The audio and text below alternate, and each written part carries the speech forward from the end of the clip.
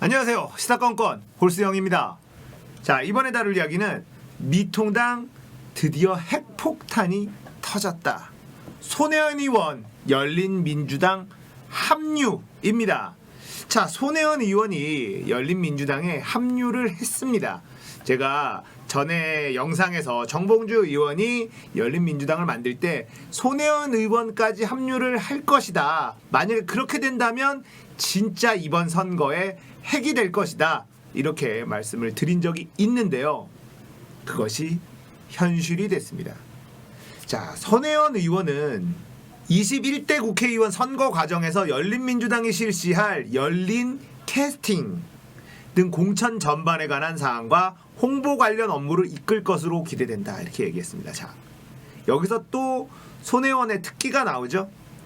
자, 공천 과정을 열린 캐스팅이라는 네이밍을 합니다. 예, 열린 캐스팅. 자, 이런 게 손혜원 의원의 장점이고 특기인데요. 자, 손혜원 의원은 원래 광고 바닥에서 능력자로 이미 정평이 나 있는 사람입니다. 사람들의 관심을 어떤 식으로 끄는지 잘 알고 있고, 지금의 민주당 더불어민주당이라는 네이밍도 손혜원 의원의 작품으로 알려져 있고, 색깔, 디자인, 여러 가지 홍보 관련된 일을 손혜원 의원이 주도적으로 했었다. 이렇게 알려져 있죠. 이분은 한마디로 말해서 홍보 쪽의 능력자입니다. 어떻게 해야 사람들의 관심을 끌 수 있는지에 대해서 명확하게 그 핵심을 잘 파악하고 있는 사람인데요. 벌써 열린민주당이 공천을 어떻게 할 것인지 열린 캐스팅이라는 네이밍을 붙여줬어요. 이것도 저는 손혜원 의원의 어떤 작품이 아닐까라는 생각을 해봅니다.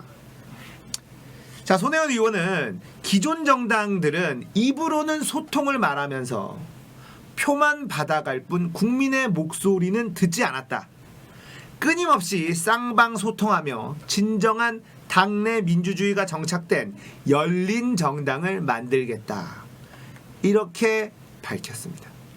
자, 열린민주당은 이미 5개 시도당 창당 작업을 마쳤으며 오는 8일 오후 2시 여의도의 한 호텔에서 중앙당 창당 대회를 할 예정이라고 합니다. 자, 더불어민주당에서는 열린민주당 창당에 대해서 우리 사전 교감이 전혀 없었다. 이렇게 선을 긋고 있습니다. 자, 그게 더불어민주당이 할 수 있는 최선의 스탠스죠. 자, 이 비례정당 이야기가 굉장히 핫합니다. 핑크새누리당, 지금 미통당 같은 경우는 미래한국당이라는 비례정당을 만들었죠. 거기에 당대표는 한선교 의원입니다. 자, 한선교 의원이 이런 얘기했습니다. 정치 철새는 받아들이지 않겠다. 와, 진짜 대단한 분들입니다. 위성정당을 대놓고 만들어 놓고 정치 철새는 안 받아요. 이렇게 얘기를 하고 있으니 나름대로 정체성이 확실한 사람들만 받겠다. 완전히 우리 편인 사람만 받겠다. 이 말로 들립니다. 자, 지금 이 비례정당 이야기가 열린민주당도 있지만 시민을 위하여 어떤 시민정당도 움직임이 있습니다. 그리고 플랫폼 정당 이런 얘기가 나오고 있죠.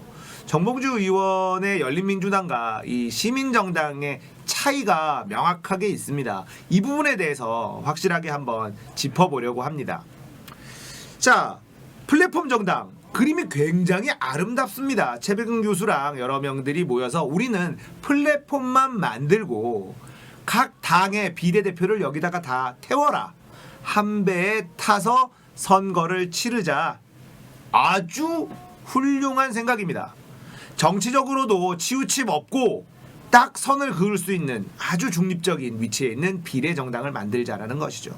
시민의 힘으로 만들어진 플랫폼에 각 정당들이 비례대표들을 여기다가 태워서 각자 합의를 한 이후 선거를 치르자. 뭐 이런 얘기인데요.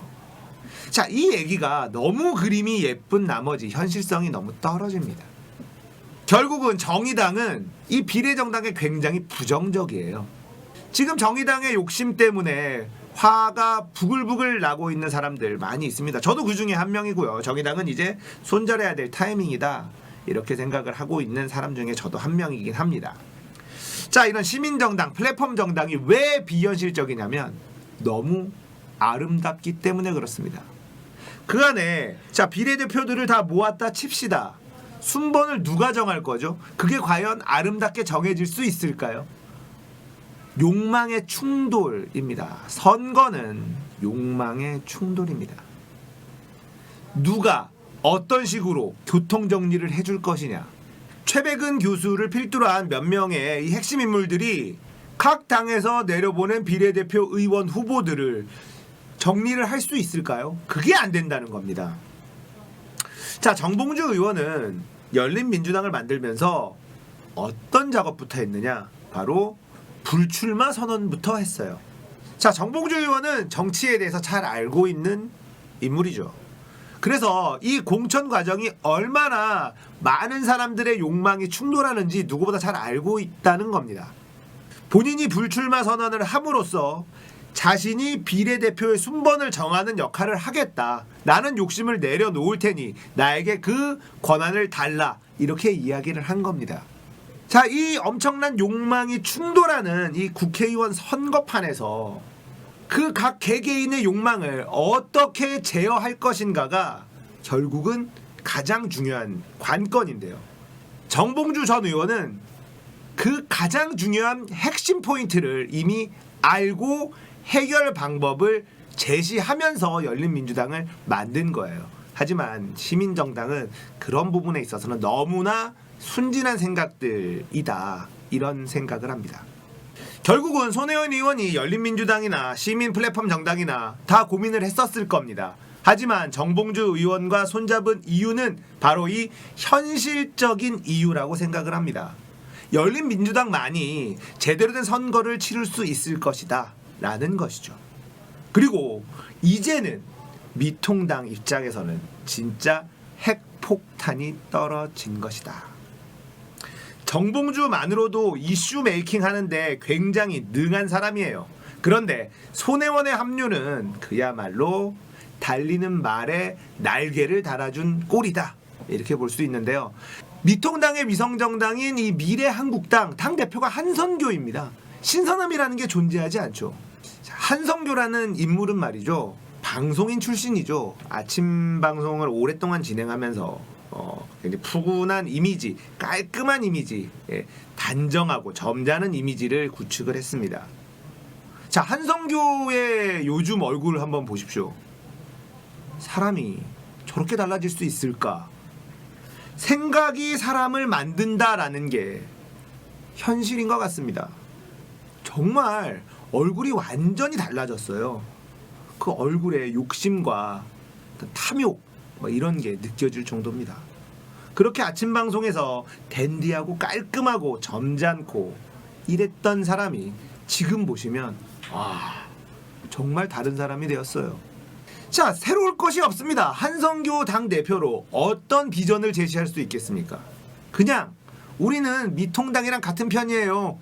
자, 미통당과 별 다른 것을 할 이유도 없고 할 필요도 없고 할 일도 없고 할 능력도 없습니다. 한성교 대표는 말이죠. 하지만 열린민주당은 뭔가요? 지금의 더불어민주당과는 관계가 없는 정당. 그러나 노무현 정신과 문재인 정신을 이어가겠다라는 창당 정신까지도 이미 밝혀놓은 상황. 열린우리당과 더불어민주당의 이름을 합친 열린민주당이라는 네이밍. 자, 이 모든 것들이 사실은 아주 현실적으로 잘 짜여져 있는 작전 안에 움직이고 있다라는 느낌이 들죠. 자, 이제 손혜원 의원의 합류로 열린민주당의 이제 행보가 조금 보기 빨라질 것이다 이런 생각을 합니다. 자, 어떤 아이디어로 홍보가 되고 어떤 식으로 공천이 이루어질지 손혜원 의원 우리 손고모님의 번뜩이는 아이디어가 유권자들의 표심을 사로잡을 겁니다. 정의당은 그 욕심 때문에 이제 역사의 뒤안길로 사라지는 정당이 될 것으로 생각합니다. 이제는 아예 대놓고 수도권에 후보 내겠다 이러고 있습니다. 과연 그런 식으로 정치를 하는 것이 국민들에게 얼마나 큰 감동을 줄지는 모르겠습니다. 우리가 못 먹을 거 니네도 못 먹게 방해하겠다. 침이라도 뱉겠다. 이게 뭐하는 작태인지 심상정이라는 인물의 그릇 이제 우리가 깨닫게 되고 있는 중이죠. 자, 손혜원 의원이 시민정당이 아닌 정봉주 의원의 열린민주당으로 합류한 만큼 이제는 비례정당은 열린민주당으로 여론이 뭉쳐야 될 것이라고 저는 개인적으로 생각합니다. 자, 시민정당은 사실상 선거를 치르기 어렵습니다. 진두지휘할 사람이 없어요. 치열한 욕망의 충돌 속에서 진두지휘할 사람이 없이는 선거는 산으로 갈 수밖에 없고 우리가 생각하는 결과를 만들어낼 수가 없다, 이렇게 생각합니다. 자, 이번 총선은 한일전이다라고 말씀을 드리고 있어요. 정말 한일전이라는 걸 또 미통당은 증명하고 있죠. 자, 일본이 한국인을 입국 거부하고 있습니다. 2주간 격리를 하겠다라고 하고 있고 대중교통을 이용하지 못하게 하겠다라고 하고 있습니다. 그러자 한국이 자, 그럼 우리 정부도 상호 조치를 취하겠다. 일본인 무비자 입국 안 된다, 이렇게 나서고 있습니다. 자, 이것이 감정적인 것이 아니라 일본의 이 조치가 한국과의 어떠한 상의도 없이 이루어진 일이라는 것이죠. 일방적으로 통보를 해버린 거예요.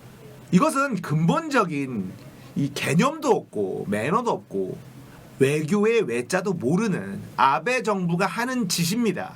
그거에 대해서 자, 우리도 그렇다면 일본인들의 입국에 대해서 제한하겠다라고 이야기를 했는데, 자, 우리 미통당은 우리 못 잃어, 우리 일본 못 잃어, 아베 못 잃어 이러면서 감정적인 대응에 반일 감정을 이용하는 이번 정부가 나쁘다, 그런 조치 취하지 마라 그러면서 일본 편을 들고 있습니다. 이번 총선은 한일전이다라는 것을 미통당 스스로 증명하고 있어요. 자, 우리는 이제 더 이상 고민할 필요가 없습니다. 한일전은 무조건 이겨야 되는 거예요. 자, 정봉주 전 의원이 앞장서서 만든 열린민주당에 손혜원 의원이 합류를 하면서 이제 선거판이 진짜 흥미진진해지고 있습니다. 부자 몸살이 가고 있는 더불어민주당만으로는 선거판이 재밌을 수가 없어요. 자, 선거는 민주주의의 꽃입니다. 축제예요. 파티, 잔치. 선거는 즐거워야 되고 선거는 재밌어야 됩니다. 신나야 되고 잔치집처럼 들썩들썩 거려야 됩니다. 선거판에서는 서로 간에 물고 뜯고 싸움이 벌어지기도 합니다. 그러면서 이해관계가 충돌하면서 선거 후보 단일화가 이루어지기도 하고 극적인 일들이 막 벌어집니다. 흥미진진하죠.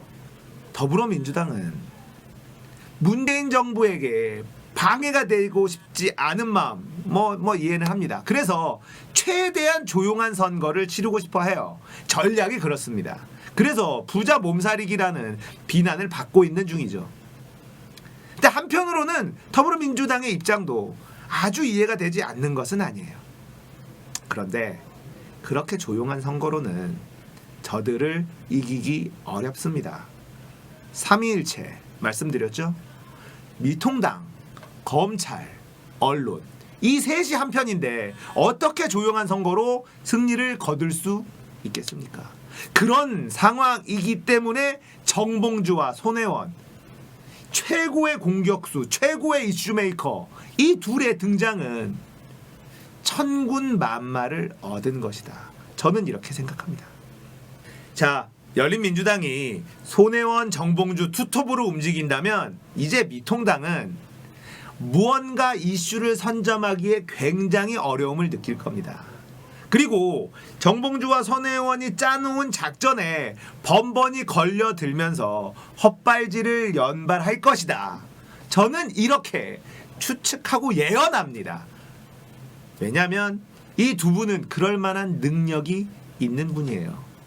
언론이 도와주지 않을 겁니다. 그렇기 때문에 우리가 눈을 똑바로 뜨고 열린민주당의 행보를 지켜봐야 됩니다. 이제 언론의 공격이 시작될 겁니다. 정봉주와 손혜원 개인에 대한 공격이 시작될 겁니다. 열린민주당이 하고자 하는 방향, 정치적인 어떤 목표 이런 것들에 관심 두지 않을 겁니다. 정봉주란 사람의 예전에 잘못한 것, 손혜원 의원의 아직도 풀리지 않은 의혹들, 개인사들 가지고 이 열린민주당의 정통성이라든지 진정성을 훼손시키기 위한 작업에 들어갈 겁니다.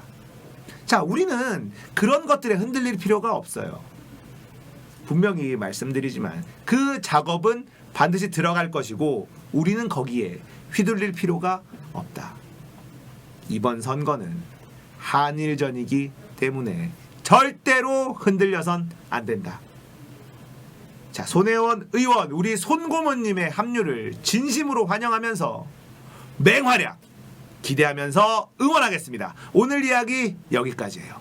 공감되셨다면 구독, 좋아요, 알람 설정 부탁드립니다. 감사합니다.